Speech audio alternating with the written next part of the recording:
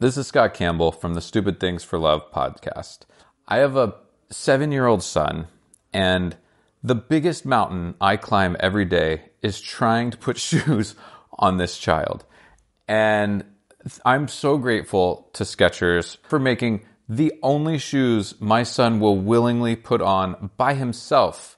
Their slip-ons are amazing, and he doesn't have to deal with laces. He doesn't have to deal with anything. They come in the perfect color blue. Thank you, Skechers, the comfort technology company. And you can find Skechers everywhere. Skechers.com, a Skechers store, or wherever stylish footwear is sold.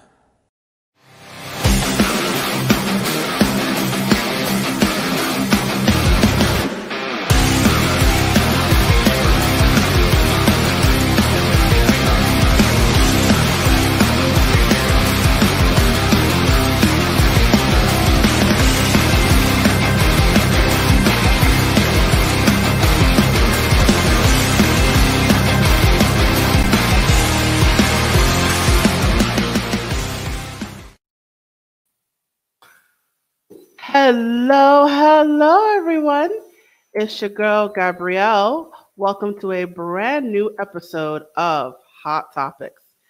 So, I have been doing this web series for a while now, but if you are just tuning in, let me tell you what we're about. So, this is a web series where we like to talk that real talk. We like to talk about things that we keep to ourselves, or we only talk about with our doctors or our friends. We talk about things that we like to keep in close circles. Well, we like to take those things and put it all out in the open. And we tend to focus on certain topics. We tend to focus on things in education, employment, physical health, mental health. We just had some topics on financial literacy, on divorce. So we've had a variety of discussions on topics, and I am very much looking forward to this topic too today, because if you've been watching our previous episodes, we've been talking a lot about ADHD, or attention deficit hyperactivity disorder. There's been several episodes on that, and today we're doing it again. So this time we're going to get into the nitty-gritty of the disorder. So the name of this episode is, simply put, what is it? What is ADHD? What is this? What is this disorder? You know, there's so much talk and buzz and this and that. And what is it? We are going to break it down for you today. Apparently, March is ADHD month here on Hot Topics, so let's get right to it. So I have a guest with me who is going to help me with this discussion. She is going to sit on the hot seat and she is going to take the fire. And I'm going to tell you who she is. So her name is Dr. Nerissa Bauer, and I can't wait to tell you about her. So let's get right to it. Who is Dr. Nerissa Bauer? Let me tell you who she is. So Dr. Nerissa Bauer is a behavioral pediatrician and entrepreneur in Carmel, Indiana. She left academia in December 2018 after burnout. She has a part-time behavioral health practice. She created Teach Me ADHD, an online course for families. She is the host of Let's Talk Kids Health live show on behavioral health and parenting. And she's the CEO of Let's Talk Kids Health LLC. She is also the spokesperson for the American Academy of Pediatrics. Short and to the punch. All right, so I'm excited. Let's get right to it. I'm going to bring her to the stage. Hello, Dr. Bauer. How are you doing today? I'm so good. Thanks for having me. Yeah, awesome. So let's get right to it. I can't wait to have this discussion. So let's start off with an easy question. What is ADHD? Well, that's a great question. ADHD stands for Attention Deficit Hyperactivity Disorder. And what it is quite frankly, it's a disorder that affects the brain and how people with ADHD think and learn. It doesn't mean that individuals with ADHD are stupid or incapable. It just means that they think a little bit differently. And you'd be surprised to know who has ADHD, right? There's so many people with ADHD. And it's a very common condition that I see as a behavioral pediatrician, but my colleagues who are general pediatricians, they also identify and manage a lot of children with ADHD. It's estimated about 6.1 million kids have ever been diagnosed with ADHD. That's between the ages of, 2 to 17 years of age.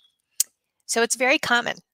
And I'm here to talk about it so that way we can understand what ADHD is and what it isn't and what you can do about it. Awesome. So let's talk about the isn't. Tell me what ADHD isn't. Yes. So I think I want to just start off by saying that with all behavioral and mental health conditions, there's not a blood test, there's no imaging study, and I can't swab your throat to tell you whether or not you have a mental health condition. The best way that we do that, and if you were to see a professional who diagnoses these conditions, is that they're going to take a very long history, want to understand what's been going on, by who, how does it affect you at home and school? And then they'll also want to get some information from a lot of different people, not just from the patient, but from parents, from teachers, because the symptoms can look and feel like other things too. So sometimes ADHD can be confused for anxiety, learning disabilities, and other trauma even. And so it's really important when I hear and meet a family for the first time, I really need to get my detective hat on. That's what I tell the kids. I really need to understand the context of what's been happening, how long, how it affects them, and then looking for patterns, because what we can see is just what the behaviors that individuals show us, but we really need to sort of understand what else is going on in the moment. And that's where, helping us understand that by sharing thoughts and feelings and struggles is really, really important. So let's break that down. Mm-hmm. So in order to, I know it's difficult with children, but in order to diagnose a child with ADHD, what kind of things would you look for as a doctor? Yes, that's a great question. So, for one, we're going to be looking for a certain set of symptoms that are present. Typically, before the child is, age 7, and we need to know different contexts as well. So it can't just be happening in the home. It also has to happen in at least one other environment, such as school, because that's where kids spend a lot of their times. If it's not at home, it's also at school. The reason is because we want to make sure what the parents are describing is not simply put a parenting issue, right? I mean, sometimes it can be a parent-child interaction thing. But we want to see if there are symptoms that are happening, not just at home, not just with one person, but across the board with other adults, other people, and in across settings. So some of the things that are typical are a child can't sit still, they can't focus, they're always on the go, they might be climbing, they also make careless mistakes, they look like they're daydreaming. They often can't complete multiple step commands just because they sort of remember one thing or the last thing, but nothing in between. There are other things such as, they are constantly losing things. If they don't have a system, and things get lost, or they get, homework is done but isn't brought back to school. So in general, it's a bunch of different symptoms that physicians are trained to look for. And what we're really looking at are if a child or an individual meets what we call the, diagnostic criteria. So there's 3 types of ADHD. And so as we're listening to the history, we're really trying to see how long these behaviors have been in place and, kind of what the evidence is for that. Could it be something else? And we always have to be looking, and not jumping to conclusions. We want to make sure that we know what we're treating, and we want to make sure that we get the data that we need. So that's why it's really helpful when parents might have a concern to bring in, copies of teacher emails or schoolwork, or anything else that they think could be helpful in helping the physician understand, you know, um, their concerns. So I'm wondering now, what about teachers? I know teachers aren't diagnosticians, but but they can suspect, right? So what does it look like to a teacher? What does ADHD look like to a teacher? Yes, it's really important to get the teacher's input or daycare provider, childcare provider, again, whoever spends a lot of time with that child. And so, again, you're right, teachers and other childcare providers cannot diagnose, but they absolutely are essential in helping provide additional information that the doctor can use, right? So, I think teachers are really great because they get to see a lot of kids the same age.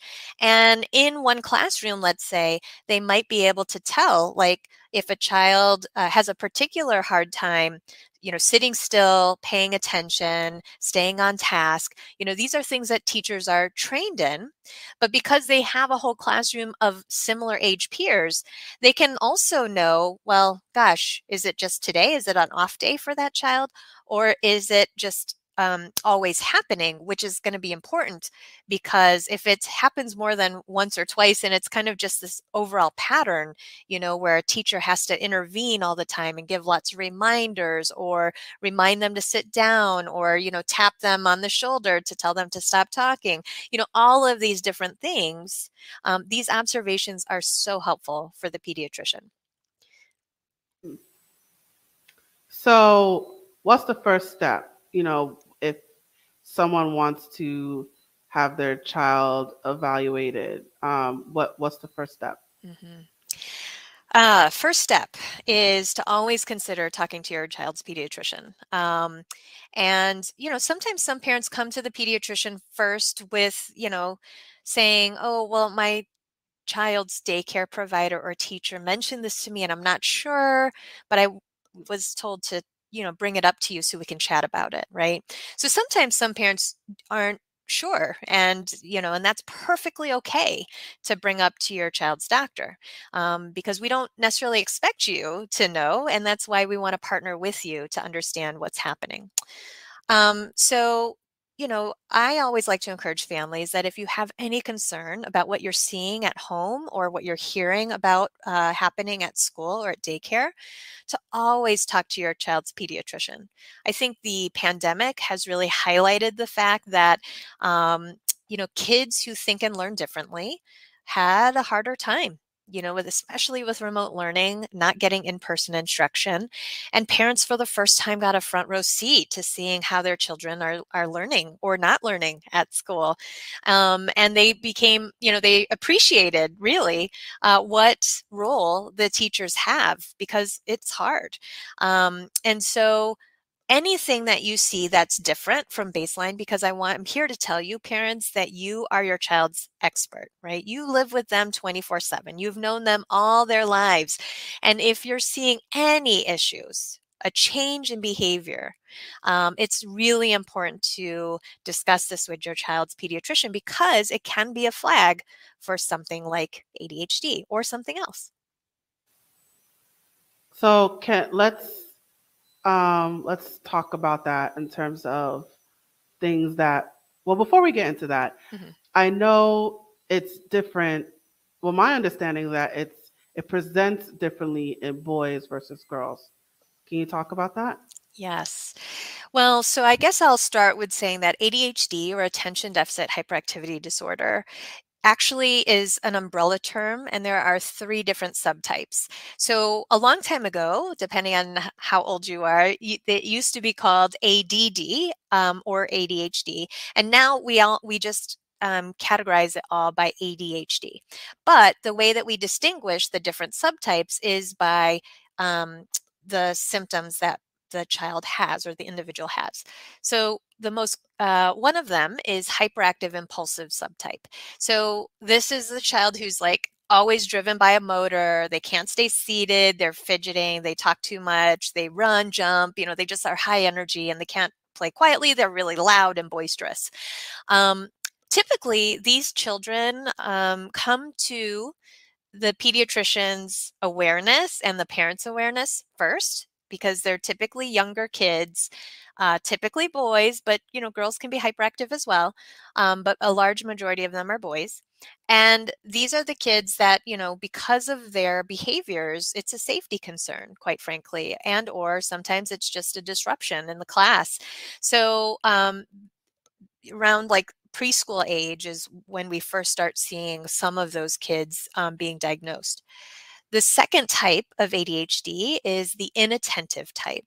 Now, we see another spike in diagnoses kind of around when children hit grade 3 and 4. The reason is because at that stage, kids are no longer learning to read, they're reading to learn. That's a very different skill, and you need to be able to recall information, apply it to much more complex tasks. And again, this is when we see kids who have a hard time paying attention. They might be looking like they're daydreaming. They don't seem to listen. They are easily distracted. They make careless mistakes. They're disorganized. They don't finish tasks. And, they might start something and then get onto something else, right?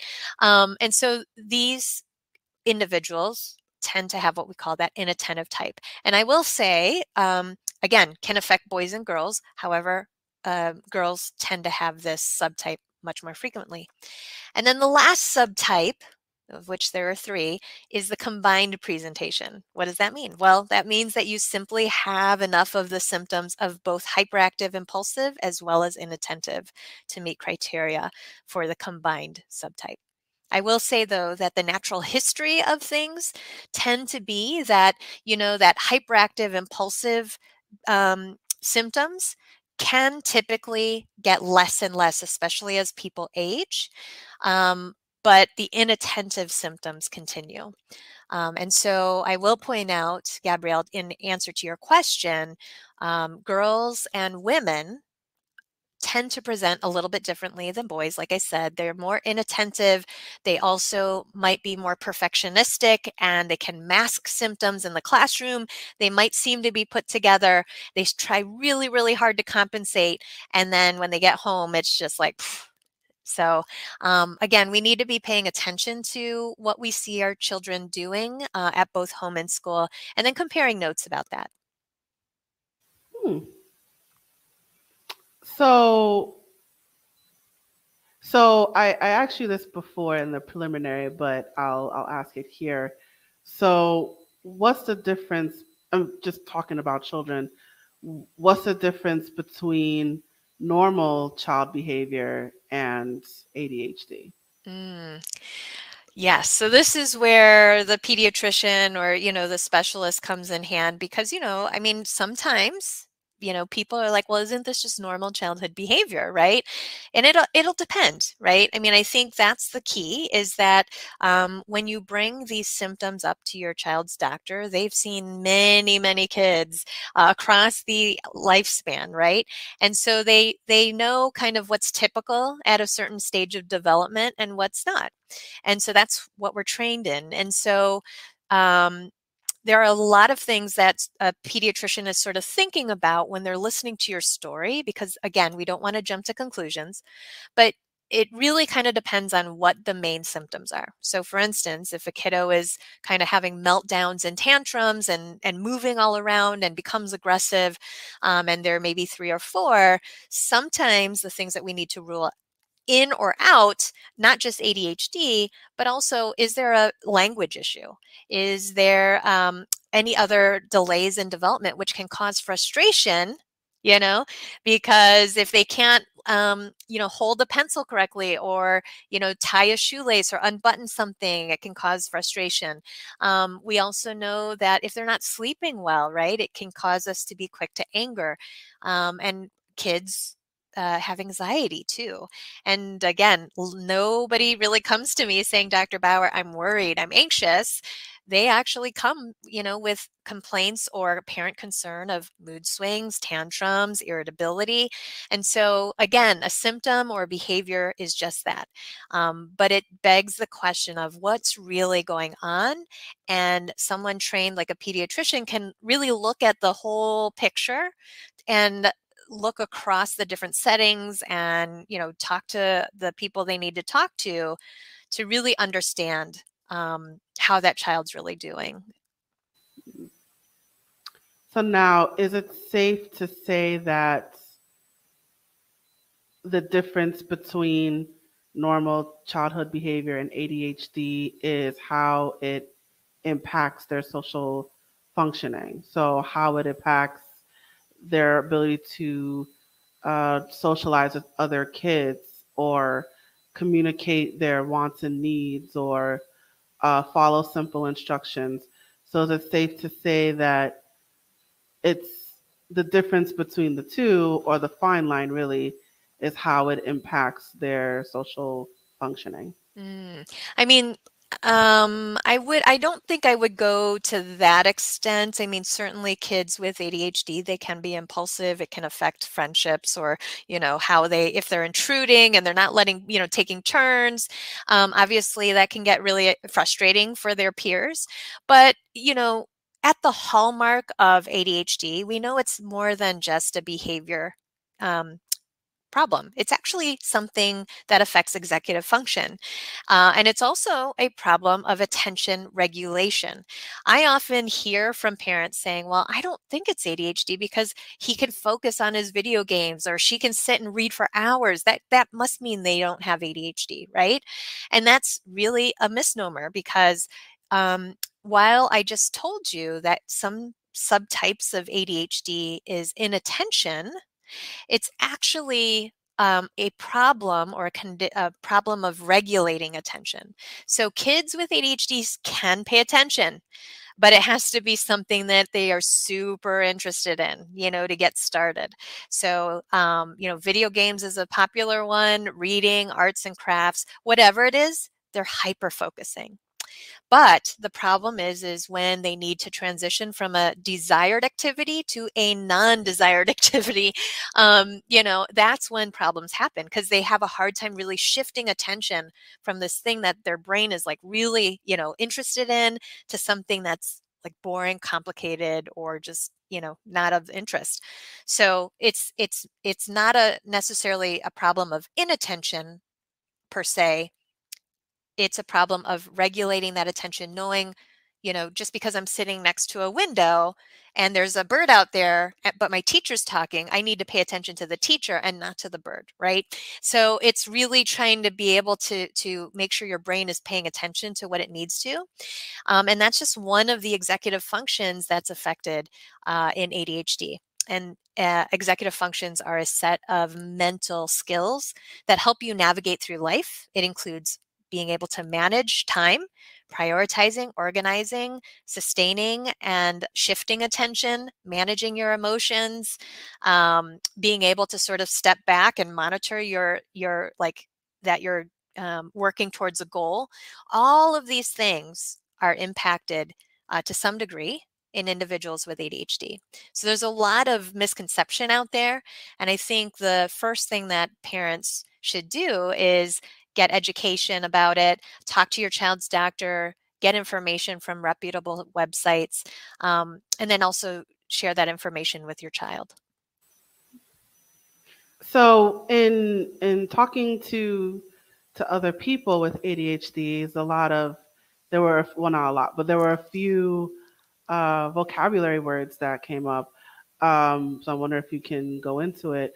So one of it is neurodivergent or neurodivergence. Can you talk about that? Yeah, that's a newer term to describe, that there's a whole spectrum of ways that people think and learn and act, right?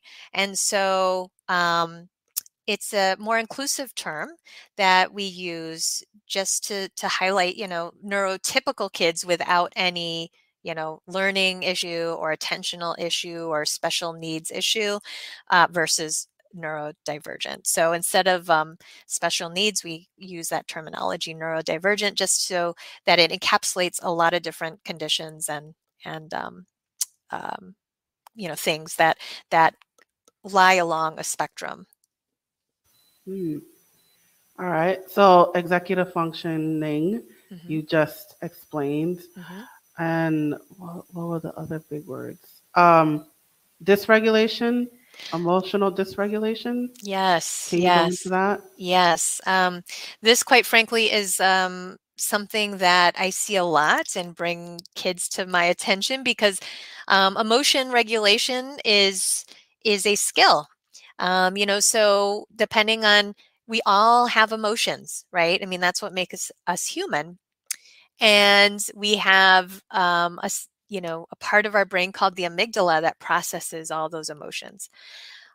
When kids are young, and individuals with ADHD, they have difficulty with sort of expressing those emotions or handling those emotions, right? So when I say emotion dysregulation, what that means is that the individual doesn't have a good skill set yet to be able to sort of manage that emotion in um, a way to help them like calm down. So obviously, everybody gets upset, everybody gets frustrated, but to the degree that sometimes young kids, especially, they'll get so angry, they'll stomp, they'll cry, they'll scream, they'll make a big scene. That's what we say when a child is dysregulated, right? They're not calm. You can't reason with them in the moment. They're not listening. They're sort of just, their amygdala or their brain is hijacked, you know? Um, but really what we want everybody to do and to learn is to be able to like feel that emotion, but be able to then, know the strategies to get calm again and to settle. And just like we talk about, kids learning how to self-soothe them when we're talking in the setting of sleeping, just like with emotion regulation, we want kids to be able to experience those emotions because you can't stop them from feeling negative emotions. But we also want them to be able to regulate and learn, okay, in this setting, I need to, kind of keep it together. And how can I do that quickly without hurting other people and all of that. Hmm. Okay. So let's get into, well, before I say that question, um, are you born with ADHD? Yes. So it is a lifelong condition. So I do want to say that it's a chronic condition. Now, we don't really know exactly what causes it. It's not just one thing. We do know that it is highly heritable. So it runs in families. So when a child is diagnosed with ADHD, there's a high likelihood that at least one parent has ADHD themselves or it's within their family. So that is one way that we know that ADHD is caused per se. But there are other things too, like prematurity, low birth weight, head trauma. So again, there are lots of different causes, and there's not just one cause. So to answer your question, if it's passed down and it runs in the family, then yes, probably it was, you were born with it, but because it takes time for the symptoms to, sort of present, it might be diagnosed later. What about, can you attribute it to someone's upbringing? Like, is it very common, depending on your race or socioeconomic status, or maybe if you have a certain diet? Does ADHD tend to show up in certain demographics? So that's a great question. I think it is non-discriminatory. And we certainly know that there has not been any research studies to prove that, diet in of itself or like pesticides or bad parenting cause ADHD. That has not been proven. However, there are certain things that can make things harder to navigate and manage. And so that's why, as a pediatrician, when we ask parents about their own childhood, we ask them about family history. Those are all important information for us to kind of understand what's the likelihood that this is ADHD. And then we also, more importantly, learn where we need to start when we plan a treatment plan, because there are lots of things that we can do for ADHD, not just medication, including parent training. And when you have an interaction with a child, parents need to know how to approach the situation and not necessarily make it worse, but how to help help their child navigate through that difficult time, whether it be that they're super frustrated, they can't sit still. Like, how do we create those limits and also help them thrive while being loving and supportive? Awesome. All right, so let's get right to the $1 million question. How do you treat it? What's the answer? What's the solution? Well, it's very dependent. So again, I teach a class called Teach Me ADHD, and it's really important that families understand that, there are lots of different options for the treatment. I think the default is, and a lot of parents worry, if we make the diagnosis of ADHD, that automatically means that my child needs to be on medication. I would preface that and say, yes, medications are a huge part of the treatment plan. However, when I talk with families, I need to know kind of where they are, how they feel about medication. I can't force anybody to be on medication, but we do know medication can work and really improve outcomes. The data suggests, though, that if parents kind of have the information and the time to really think through the treatment options, they're much more prone to being open to starting different parts of treatment, with when they are presented with information and given the time to think through what makes sense for them and their child.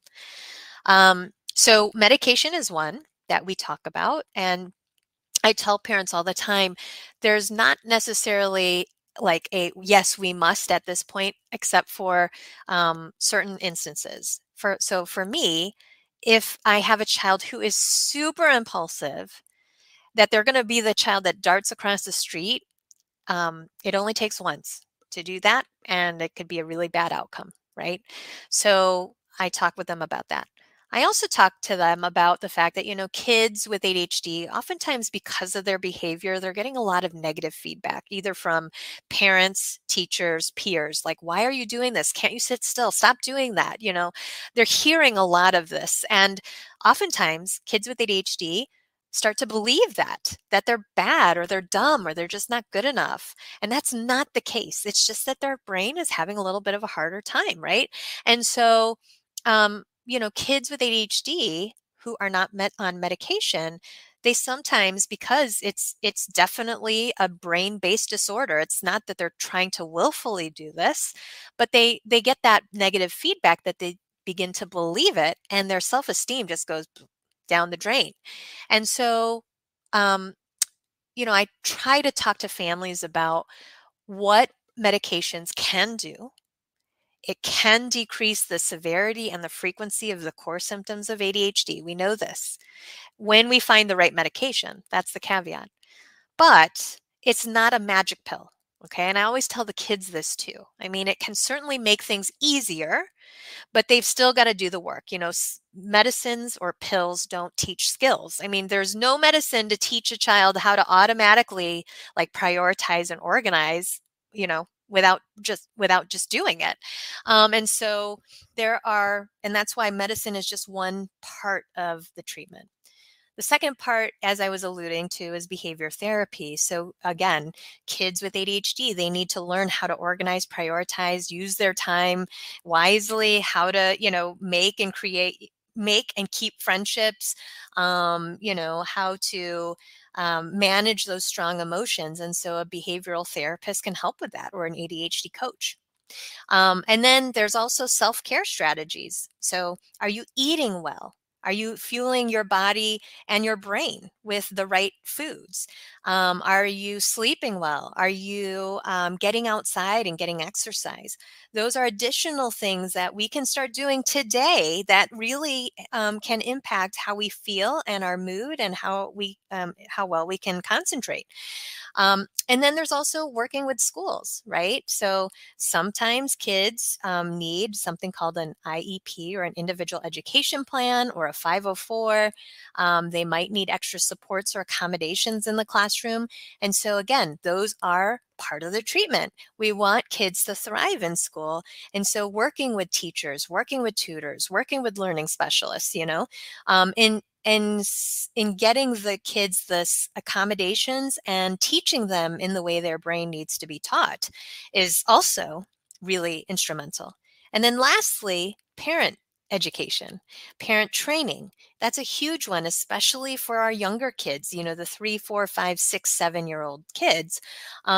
What skills can parents have so that way when they're having to help their child navigate limits, or learning to do homework, or managing those strong emotions, then parents can be really supported by learning different ways of approaching the situation. Again, not to make it worse, but just to help support the child, as well as helping the parent deal with the stress. Awesome. So I want to make sure I get this in before we close.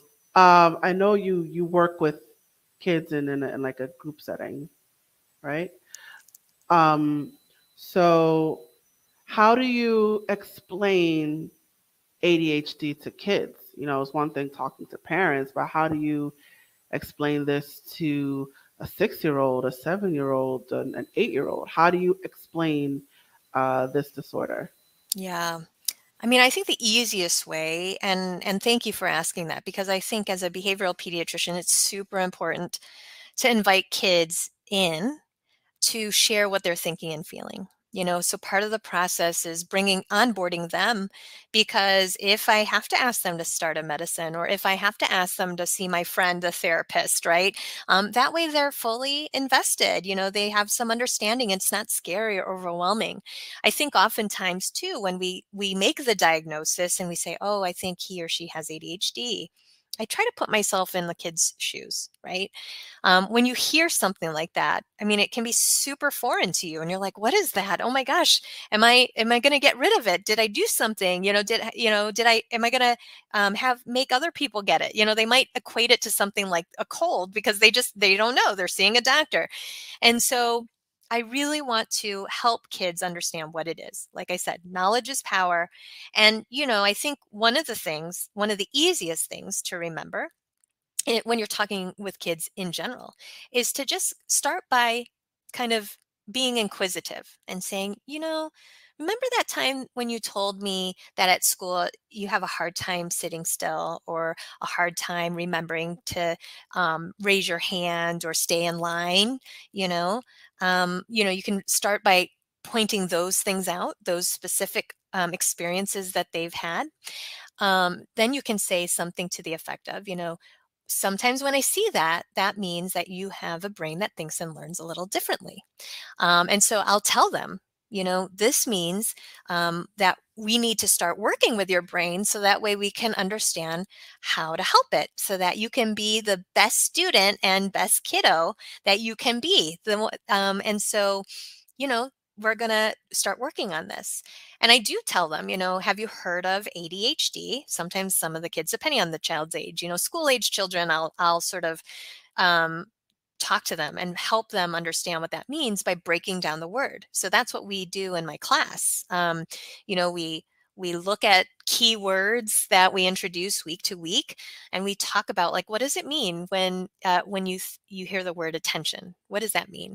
What does it mean when hyperactive? What does that word mean to you? What does the word inattention mean to you?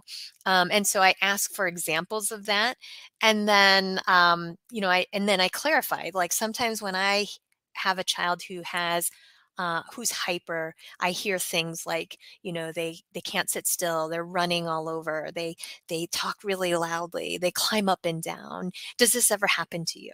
Right. And so I pick apart the different words in that ADHD, and then I have them like identify or say, yeah, that happens, because in that way it sort of makes it much more real for them. It's applicable to them.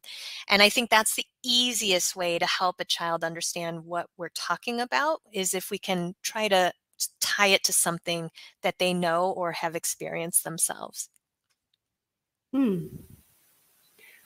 So now I'm wondering if we can blame it on technology. If you think there's a relationship between, because now we're in a more technically advanced world. There's a lot more. There's an app for everything, and we're on computers all the time, and the video games and the TV. So do you think there is a correlation between all that technology and ADHD? Yeah, I mean, I would certainly say that it hasn't helped it. I would say that, whether or not it actually causes it, maybe, I think it's just really hard to say for sure. But you're right. We live in a tech-driven world where we're connected, and there's lots of positives to that.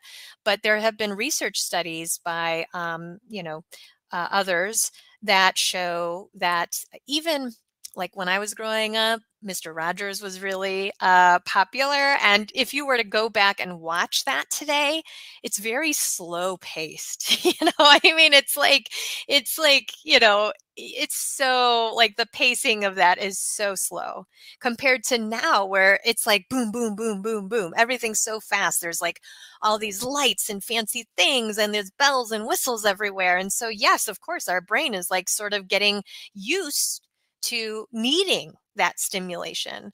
So I would say that it certainly has definitely made it kind of more commonplace and worse. But I would say that the jury is still out on whether it causes ADHD, because I feel like we're just, we're sort of like, we're always like looking at our phones and all of that. And I think the bigger thing is that what we really need to be doing is to promote the in-person, face-to-face connection. That's going to be the most important. And just getting back to mindfulness. I mean, that's one of the treatments right now that's really gaining popularity, with like help with regulation of your emotions and stress, is really being able to just kind of, have some quiet and some acknowledgement of like stopping long enough to even be aware of what you're thinking and feeling is huge. And with with technology and screens, it does make it harder to do that. So do you think that is there hope for someone with ADHD? Absolutely. Absolutely. I mean, I think one of the things that we cover in my first session with the kids is, we we talk about what ADHD is, and we help them understand how it affects them at home and school and relationships, and then we talk about the fact that, ADHD is so common. There are so many people out there in the world that have ADHD. We even pull up some of the famous people that have ADHD. I want them to know that even though they have ADHD, it's not necessarily a disability. It's a unique ability, and it's learning how to use your brain and work with it and to celebrate it. I mean, that's what makes us all unique individuals. And, just because someone has ADHD, it doesn't mean that they can't dream big and reach their goals. It's just that we need to empower these kids to know that they can do what they want to do.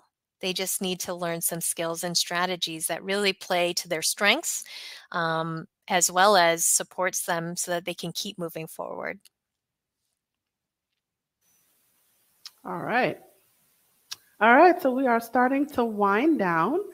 So do you have any words of wisdom that you'd like to share? Any final words of advice that you'd like to share with our viewers? Yeah. I mean, I think the biggest thing is a couple. So if you're concerned about how your child is thinking and learning, please do not hesitate to talk to your child's doctor about your concerns. In fact, there's a great tool that I'm going to share with you. It's on the understood.org website. It's called Take Note, and NOTE stands for notice, observe, talk, and engage. And I think it's a really useful tool. It's available in English and Spanish. And on the website, it has additional resources for each of those 4 steps. So that way parents can really sort of take all the observations, their thoughts, their concerns, worries that they're hearing from the teacher, from that for themselves, and even from their child, and put it together in a way that makes sense. So that way, when it's time to talk to your child's doctor, you can do it.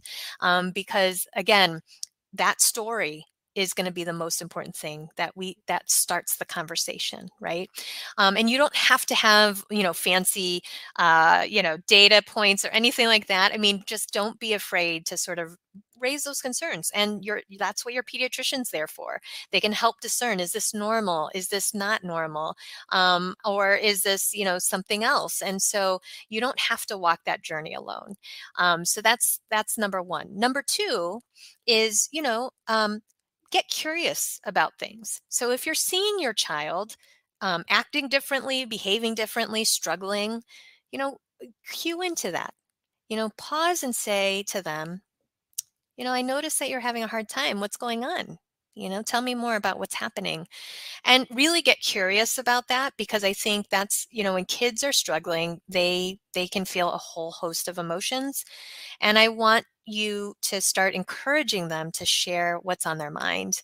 And by showing interest, by using that simple, tell me more, is going to be one way to make sure that they keep talking. Because sometimes if they say things, they come home, they're upset. They're like, oh, I'm so stupid. Or, I had such a bad day. Sometimes as parents, we want to say really quickly, oh my gosh, no, why would you say that? You're not stupid. I mean, that's just what we say as parents because, we love them. But when we do that, we inadvertently send the signal that, what you just said doesn't really matter. Right. And, I mean, I know as parents, we don't mean that, but I would rather you kind of rethink how you look at children's behavior as more of a signal for help or a signal that, it's time to maybe start talking to them and investigating, like, what's going on here? So if your child is acting out, constantly forgetting things, or, not doing as well on tests, looks withdrawn, just sort of, come from it from the standpoint of, let's see what's going on here so that we can figure this out together. Awesome. All right. So Dr. Bauer, thank you so much for all that information. It was definitely very informative. I'm going to put your banner up on the screen. All right. So you guys, Dr. Bauer is all over social media. So I encourage you to go to her on social media and follow her, right? She is on Facebook, Instagram, Pinterest, YouTube, and LinkedIn. So go to every one of those accounts and follow her. And if you would like to learn more about her services, you can visit her on the interwebs at www.letstalkkidshealth.org. Dr. Bauer, can you tell us about your business a little bit? Sure. Thanks for that. When I used to teach parent training programs, we would teach parents about the let's command, especially for kids of toddlers. We always promote like not using that unless you mean you are going to get up and help them, so let's pick up the toys. But, my platform is all about ensuring that everybody talks about these things, pediatric behavior and mental health. So Let's Talk Kids Health is all about inviting kids and parents to talk together, families and doctors to talk together, educators and doctors and families and everybody in between who's interested in learning more about child behavior and parenting issues. So some of the things that I offer, if you go to my website, I do have some free downloads there. So how to start talking to your kids about ADHD. That's my download right there on the website. You'll see that right away. So if your child was recently diagnosed with ADHD and you're wondering how to even start the conversation with them, make sure you head to that download and get it. Because I've taken what I teach in the first training mission meeting of my course, I've taken some of those concepts and made it into a downloadable workbook. The other thing is that, as you mentioned, I do have a weekly show where I bring topics and guests around behavioral health and parenting on my YouTube channel and my Facebook page every week, because I believe that when families have access to evidence-based, important information that's grounded in science, it's helpful. And so, again, that platform is meant to have people ask questions live and get their information that they need. I also have a free parenting book club, which I started doing in lieu of in-person parent training groups. And that's been fun because over the past year, I've also now been able to interview some of the authors. So that's always a lot of fun. And then lastly, I have a digital course called Teach Me ADHD, which is a course for kids and parents to take together. It's the only class that I know of where kids with ADHD, recommended ages are 8 to 12, take with their parents. It is on Zoom with a group of other families, so that way kids can really see other kids just like them. And then parents see how their child is and they work together. It's a detective theme. You heard me reference training mission meetings. We become detectives. Parents and kids take on junior and senior detective names. They get a supply box. They get instructions from headquarters every week of family missions to work on. They have to take pictures of evidence and send it back into headquarters for feedback. But it's really meant to help parents and children learn all about what ADHD is, connect, communicate, collaborate with each other while, practicing important skills so that they can work with their ADHD brains and thrive, but also rediscover fun. Awesome. All of that sounds wonderful. And I encourage all of you to check all that out. So all of that information is provided on her website, which is scrolling below at the bottom of the screen. And again, you can check her out on Facebook. All of her social media is scrolling below. And for those of you watching this on YouTube, it will also be provided in the description. All right. So Dr. Bauer, thank you so much for joining me today. It was my pleasure. Thank you, Gabrielle. It was so fun to talk to you. Awesome. All right. I'm going to place you backstage now. And it is just you and me, guys. All right. So let me get up my banner. There's my banner. All right. And we have reached the conclusion of our episode. Thank you so much for joining us today. So wherever you are watching this episode right now, whether that is Facebook, Twitter, YouTube, maybe Instagram, please check out the feed for more videos and clips. And don't forget to follow us. Follow, like, subscribe, whatever the button is, press that button. Press it now. So definitely check us out on social media and follow us there on all of our platforms. And while you're at it, let us know what you thought about this episode by leaving a comment in the comment section below or in the comment thread. And as a reminder, this production is, excuse me, this web series is a production of A Step Ahead Tutoring Services. So if you would like to learn more about our company, our services, our workshops, all the things that we have to offer, our contact information is scrolling below at the bottom of your screen. But I will say our website, it is www.astepaheadtutoringservices.com. And I also encourage you to sign up for our email list and texting list. You will get exclusive access to our discounts, our special promotions, and our special events. You will get access to that before anybody else. So I encourage you to sign up for our email list and our texting list. Those links are also scrolling below. And of course, all of this information will be provided to you in the description for those of you watching this on YouTube. And I am just going to share this final message before we officially close. Hey there, have you heard of us? We're a small team of tutors here at A Step Ahead Tutoring Services.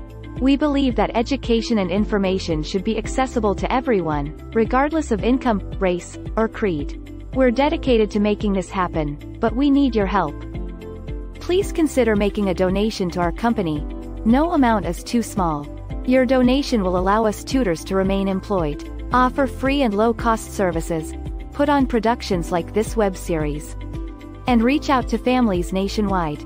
With your help, we can tackle the academic challenges of our students and the emotional, mental, and behavioral changes that result from these challenges.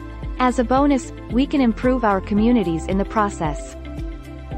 Support us today. Note: we're a for-profit company. We're not a charity. Your donation may not be tax deductible. Please consult a tax professional.